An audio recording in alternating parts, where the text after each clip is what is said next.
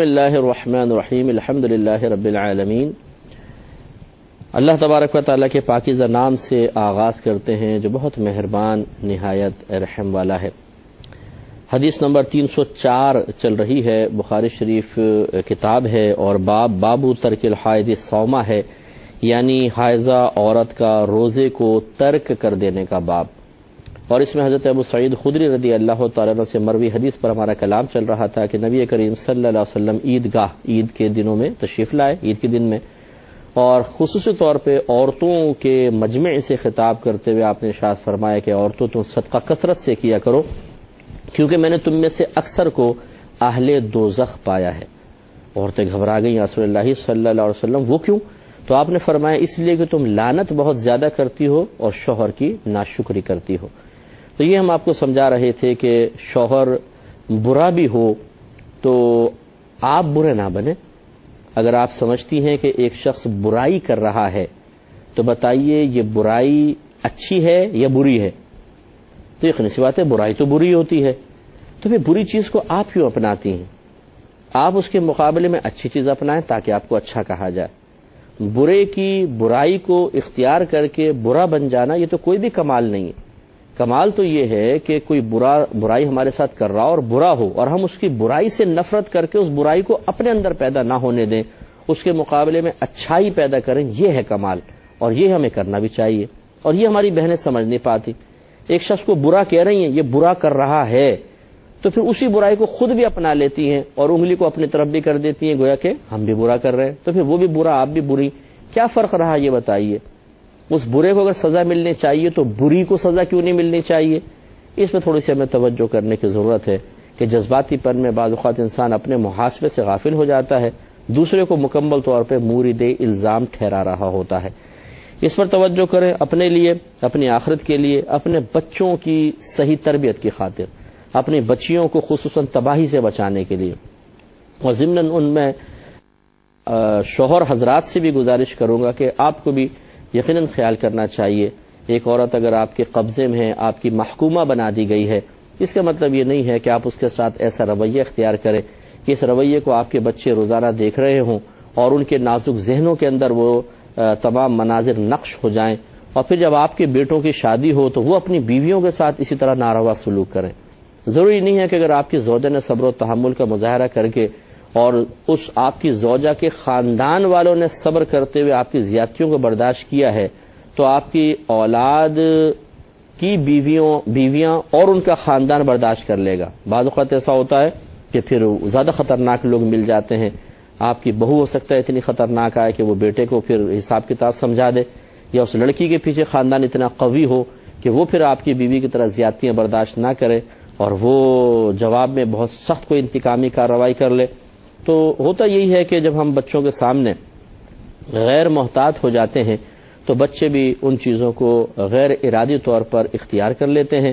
پھر جب تھیوری تو مکمل بمائے پریکٹیکل حاصل ہو گیا ہے، یعنی دیکھ کر باقاعدہ، اس کے بعد جب خود عملی طور پہ وہ کام کرنے کا موقع ملتا ہے تو پھر وہی ہوتا ہے۔ اگر ایک باپ بار بار غصہ کرے گا بیوی کے اوپر، لا محالہ آپ دیکھیں گے، لا محالہ بہت ہی کم میں نے ایسا مشاہدہ ہوا ہے کہ 1000 میں سے کوئی 2-4 ایسے ہوں تو ہوں کہ وہ باپ کی عادت پہ نہ چلیں، ورنہ ایسے ہی ہوتا ہے کہ جب ان بچوں کی شادی ہوتی ہے وہ بھی اپنے والد کی طرح اپنی بیٹیوں کو، اپنی بیویوں کو ڈانٹ رہے ہوتے ہیں، ڈپٹ رہے ہوتے ہیں، جھڑک رہے ہوتے ہیں، یعنی پیچھے ایک تصویر ہوتی ہے، پیچھے پوری ایک مووی جیسے نا وہ فیڈ ہوتی ہے، انہیں بالکل ایسے لگتا ہے جیسے ان کے والد صاحب نے کیا تھا، وہ اسی چیز کو اپناتے ہیں۔ وہی الفاظ ان کی زبان سے نکل رہے ہوتے ہیں جو الفاظ والد نے والدہ کے لیے استعمال کیے تھے، اسی طرح کے الفاظ وہ اپنی بیویوں کے لیے استعمال کر رہے ہوتے ہیں۔ اور اس طرح ایک والد یہ نہیں سمجھ پاتا کہ میں نے اپنے پریکٹیکل کے ذریعے، اپنی غیر محتاط حرکتوں کے ذریعے اپنے بچوں کو کس قدر سخت آزمائش میں مبتلا کر دیا ہے۔ اس پہ توجہ کریں اور اپنی عادات و اطوار کو بہتر سے بہتر کریں، یہ سب سے بہتر ہے۔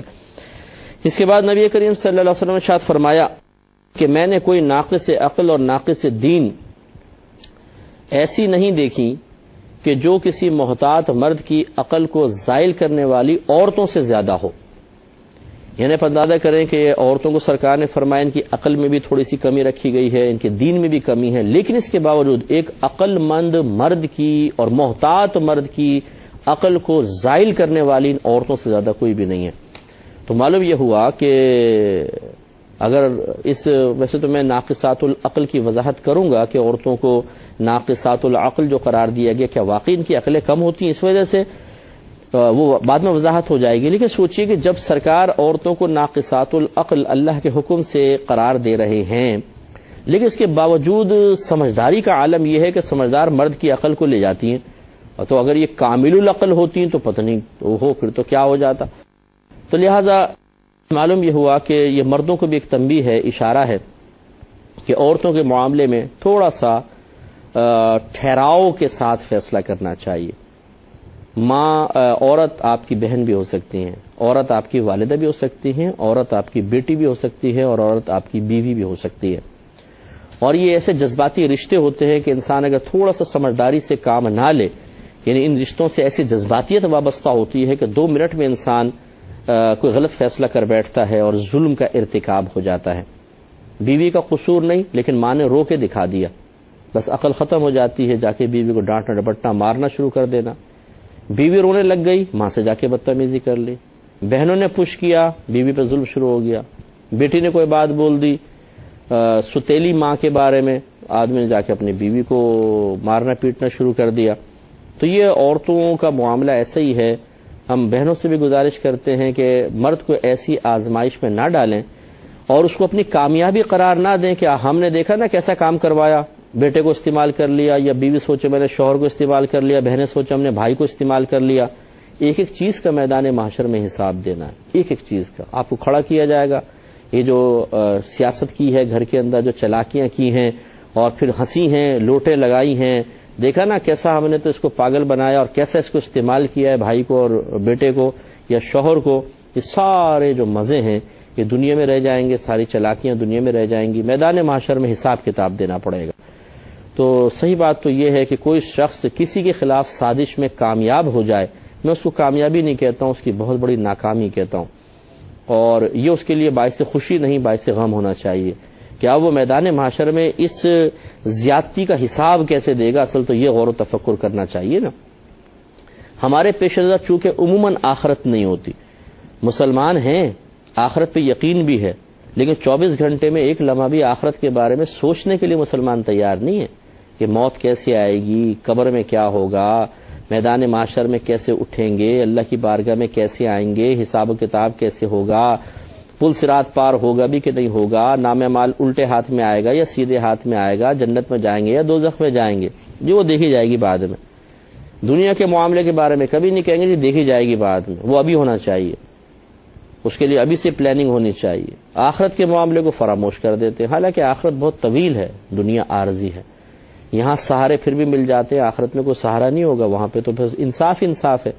تو لہٰذا خواتین کو بھی سوچنا چاہیے کہ اگر آپ کسی مرد کو اپنے آنسوؤں سے بلیک میل کر رہی ہیں، جس کو ایموشنلی بلیک میلنگ کہتے ہیں، ماں کبھی کر لیتی ہے، کبھی بہنیں کر لیتی ہیں، کبھی بیوی کر لیتی ہے، کبھی بیٹی کر رہی ہے، تو یہ آپ کی کامیابی نہیں ہے. حقیقتاً اس طرح نہ کریں. ایک آدمی سے آپ ناانصافی کروا رہی ہیں، ایک آدمی کو آپ ظلم کے لیے استعمال کر رہی ہیں، اور وہ بھی وہ آدمی جو آپ کے قریبی ہے، جس سے آپ محبت کا دعویٰ کر رہے ہیں.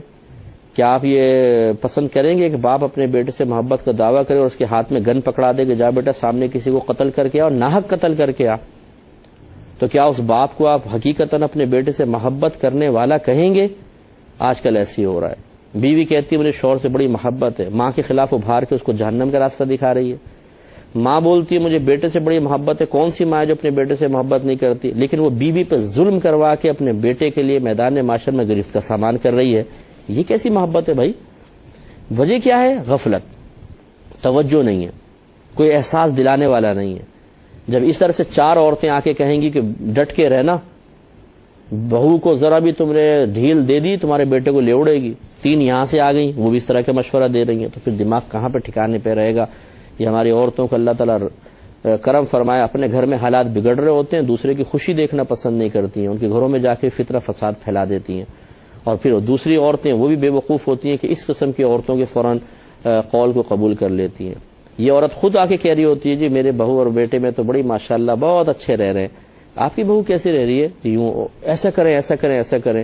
اس وقت یہ نہیں پوچھتی میں تم اپنی بہو کے بارے میں تو تعریف کر رہی ہو اور بہو کو بڑے سکون سے رکھنا چاہتی ہو، بیٹے کو چاہتی ہو وہ ٹینشن نہ ہو، میرے بیٹے اور بہو کے بارے میں تم اس طریقے سے کہہ رہی ہو. نہیں، ہمیں تو ایسی ہی عورتیں بڑی ہمدرد لگتی ہیں کہ یہ مخلص ہیں ہمارے ساتھ، ان کو بٹھائیں گے بھی، پان بھی کھلائیں گی، چھالیاں بھی کھلائیں گی، کتھے بھی کھلائیں گی، چائے بھی پلائیں گے ان کو، اور بسکٹیں بھی ٹھونسیں گے ان کے منہ کے اندر، اور وہ بھی جمالو سارا کام خراب کر کے، اور یہ جار ہو جا دوپٹہ سنبھالتی ہوئی، کیونکہ اگلا مشن پہ جانا ہوتا ہے، دوسرے گھر برباد کرنا ہوتا ہے، بعضوں کا کام ہی یہ ہوتے ہیں۔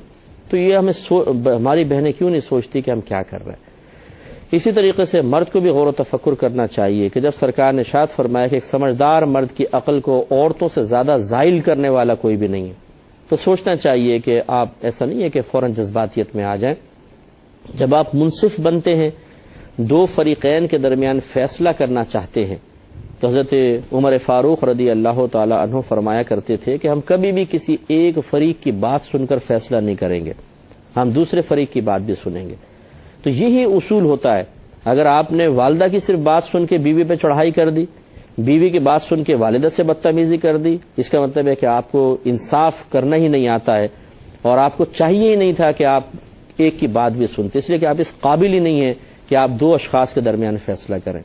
آپ کو چاہیے کہ پہلے ایک کی بات سنیں، پھر کہیں ٹھیک ہے میں دوسرے کی بات بھی سنتا ہوں، پھر آپ دوسرے کی بات سنیں، پھر غور و تفکر کریں کون کتنا صحیح ہے کتنا غلط ہے۔ ضروری نہیں کہ یہ 100% غلط ہو اور یہ 100% صحیح ہو، کچھ غلطی ان کی، کچھ غلطی ان کی، کچھ صحیح باتیں ان کی، کچھ صحیح باتیں ان کی۔ خود فیصلہ کر سکتے ہیں کریں، نہیں کر سکتے اچھے صاحب و رائے لوگوں سے مشورہ کر لیں اور پھر کوئی فیصلہ کریں۔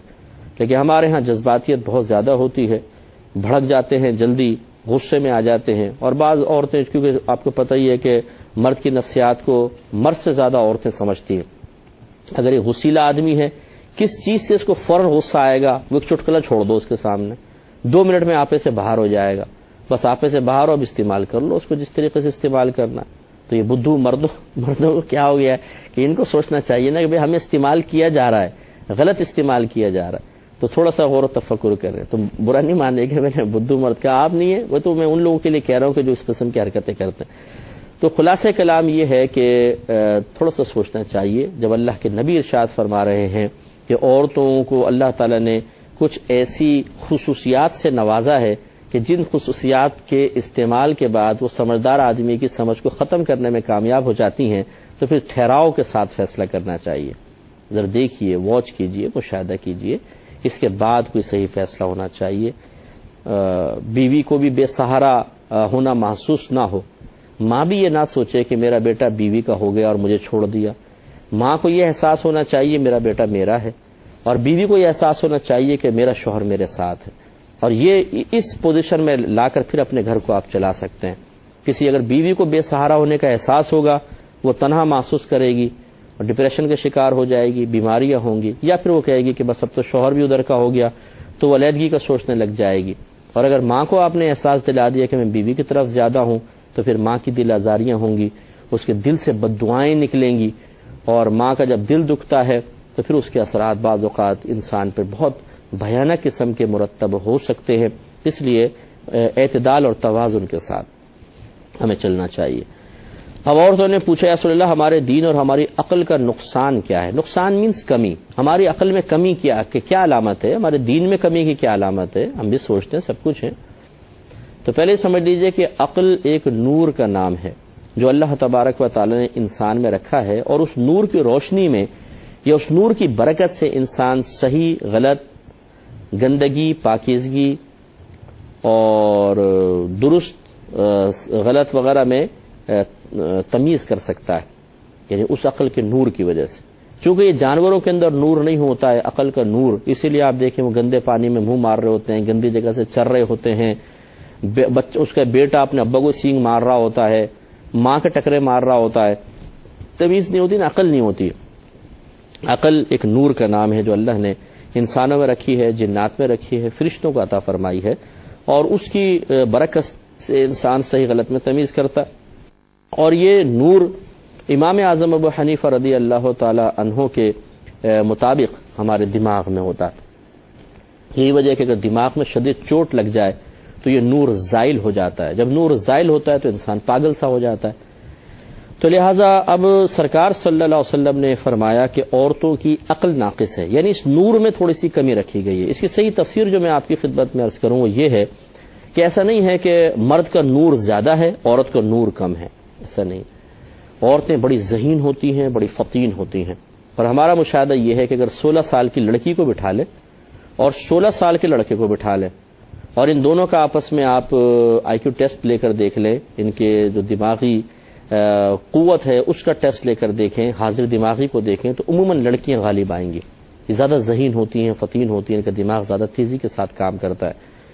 تو نبی کریم صلی اللہ علیہ وسلم کا اس کے باوجود یہ کہنا کہ تمہاری عقل میں کمی ہے، اصل میں یہ اشارہ ہے اس طرف کہ عورت کی عقل جو نور ہے، نور عقل، وہ ہے تو کاملی، لیکن اکثر ایسا ہوتا ہے کہ عورت کی جو طبیعت ہے، عورت کی جو باطنی کیفیات ہیں، وہ عقل کے فیصلوں پر غالب آ جاتی ہیں.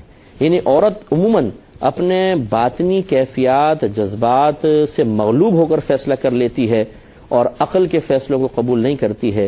گویا کہ اس کی جذباتیت، اس کا باطنی تقاضا یہ عموماً عقل پہ غالب رہتا ہے. اس وجہ سے ان کی عقل کے اندر نقص نظر آتا ہے. مثلا عورتیں جلدی فیصلہ کرتی ہیں، تیزی کے ساتھ فیصلہ کرتی ہیں، جلد باز ہوتی ہیں، ٹھہراؤ نہیں ہوتا، فوراً بس جو منہ میں آئے گا بول دیں گی، اور بس چھوڑ دو مجھے، طلاق دے دو مجھے، فوری طور پر ایک دم الف سے ایک دم یہ پہ پہنچ جاتی ہیں. اور پھر لیکن اس طرح کرنے کے بعد پچھتاتی بھی بہت ہیں، جلد بازی میں فیصلے کر لیتی ہیں، پچھتاتی ہیں. پھر منتقم مزاج بہت زیادہ ہوتی ہیں، انتقام بعض اوقات عورت میں کوٹ کوٹ کے بھرا ہوتا ہے. 10-10 20-20 سال پرانی باتیں یاد رکھیں گی کہ فلاں نے فلاں وقت میں یہ جملہ مجھے کہا تھا، اور جب تک اس کا بدلہ نہیں ہو جائے گا تو قلب انور ٹھنڈا ہی نہیں ہوگا. تو اس لیے یہ اکثر ایسا ہوتا ہے کہ عورت کی عقل اس کو سمجھا رہی ہوتی ہے ایسا کرو لیکن نہیں، جذباتیت غالب آ جاتی ہے، انتقامی جذبے غالب آ جاتے ہیں، ذاتی مفادات غالب آ جاتے ہیں. یہ اکثر عورتوں میں زیادہ ہوتا ہے.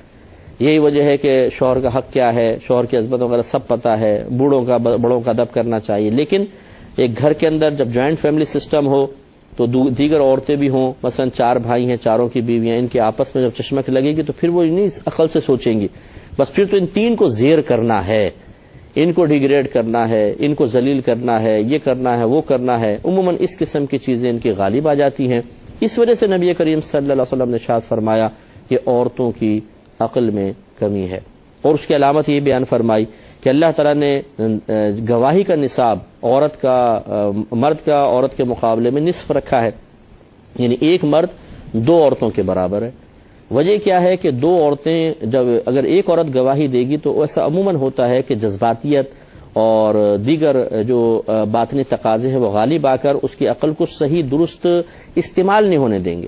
تو اس لیے سرکار نے پھر اللہ تعالیٰ نے 2 عورتوں کا معاملہ رکھا ہے کہ ایک کی جذباتیت غالب آئے تو کم از کم دوسری ٹھہراؤ کے ساتھ مشورہ دے سکتی ہے، اس لیے اس طریقے سے ہوا ہے.